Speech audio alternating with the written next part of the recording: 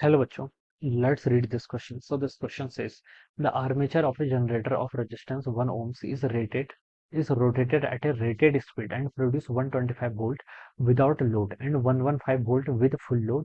The current in the armature coil में देखिए आपकी क्या करंट होगी आपको बताना है. ऑलराइट, तो चलिए बच्चों उस क्वेश्चन को स्टार्ट करते हैं. So we can write down the key concept of this question.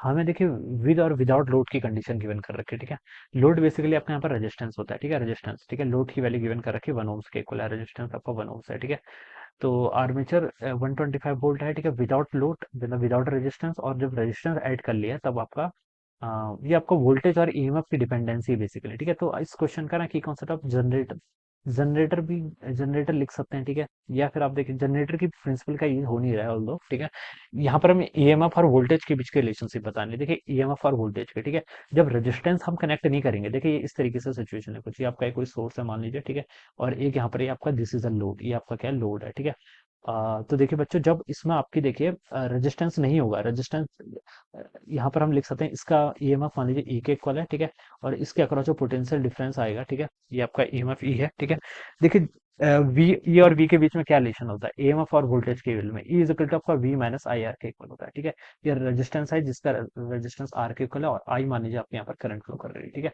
तो बच्चों देखिए जब यहाँ पर रेजिस्टेंस ही नहीं होगा तो कोई ड्रॉप नहीं आएगी. ठीक है, ये वायर्स को हम कनेक्ट जो आपकी कनेक्टिंग वायर्स हैं इनको हम क्या मानेंगे आइडियल मानेंगे, यानी कि इनके अक्रॉस आपकी कोई भी हीट डिसिपेट नहीं हो रही है. ठीक है, तो लिख सकता हूँ कि जो अब आपका जब करंट ही फ्लो नहीं करेगी, जब रेजिस्टेंस नहीं होगा तो कोई ड्रॉप नहीं आएगी.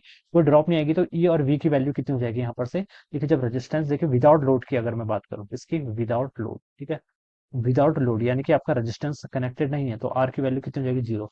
आर अगर जीरो हो गया तो यहाँ से ई की वैल्यू किसके इक्वल हो जाएगी वी के इक्वल हो जाएगी. जितना ईएमएफ होगा उतना ही क्या होगा आपका पोटेंशियल डिफरेंस होगा. ठीक है, ये हम बता सकते हैं विदाउट लोड में. ठीक है, ये आपके यहाँ से कंडीशन हो जाएगी. और क्या बोल रखा जब हम लोड को कनेक्ट कर रहे हैं तब कितना आ रहा है 115 वोल्ट के इक्वल. ठीक है, विद लोड जब हम क्या कर रहे हैं लोड को यहाँ पर कनेक्ट कर रहे हैं तब जो आपका ईएमएफ होगा वो किसके इक्वल होगा आपका वी माइनस आई आर. तब ये फॉर्मूला होगा. विदाउट लोड तो इजिकल टू वी है, with load equal to V minus I R है. ठीक है, और विदाउट लोड कितना था देखिए विदाउट लोड 125 वोल्ट आ रहा है, यानी कि ई और वी की वैल्यू 125, यानी कि ई का आपका कांस्टेंट रहेगा. ठीक है, इसकी वैल्यू कितनी है आपकी 125 वोल्ट के इक्वल है. ठीक है, और जब विद लोड ला रहे हैं तो ई को अब देखिए 125 वोल्ट लिख लीजिए.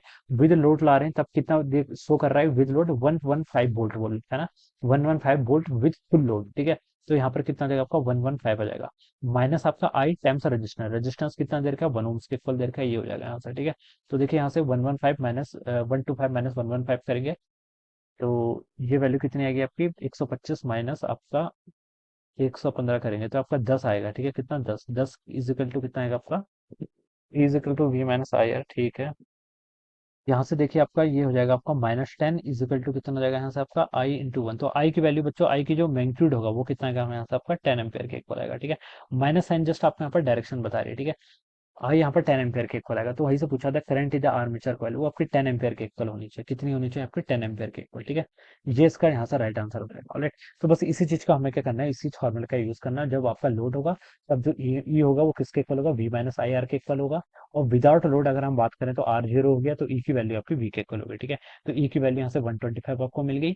वी कितना है आपका 115 के इक्वल आया है. ठीक है, माइनस आई इंटू आर. ठीक है, तो यहाँ से सॉल्व करेंगे तो आई -10 आ रहा है और सिर्फ मैग्नीट्यूड की बात करें तो आई यहाँ से 10 एम्पियर आएगा जो कि सेकंड ऑप्शन है करेक्ट हो जाएगा. ठीक है, इस तरीके से इसको सॉल्व करेंगे.